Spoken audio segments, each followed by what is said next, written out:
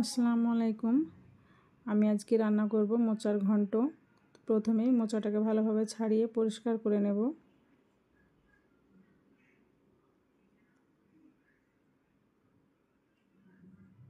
মোচাটাকে ভালোভাবে ধুয়ে পরিষ্কার করে নিলাম। এখানে অল্প কিছু পানিতে একটু হলুদ দিয়ে দিলাম, যাতে করে মোচার কষটা বের হয়ে যায়, সেজন্য আমি ফুটিয়ে নিলাম। এখানে নিয়ে নিয়েছি কিছু মশলা, আর এই যে মোচাটা ভালোভাবে পিষে নিলাম।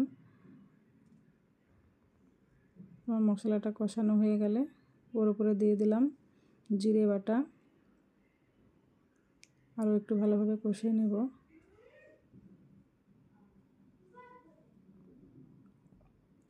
দিয়ে দিলাম মোচা, যেটা আমি পিষে রেখেছিলাম। ভালোভাবে আমি মোচাটাকে কষিয়ে নেব। দেখো, এখানে কিন্তু কোনো শুকনো মরিচ দেবে না, তাহলে কিন্তু কালারটা খারাপ লাগবে আর স্বাদটাও হারিয়ে যাবে। সেই জন্য কাঁচা মরিচটাই দিয়ে রান্না করবে। আল্লাহ হাফিজ।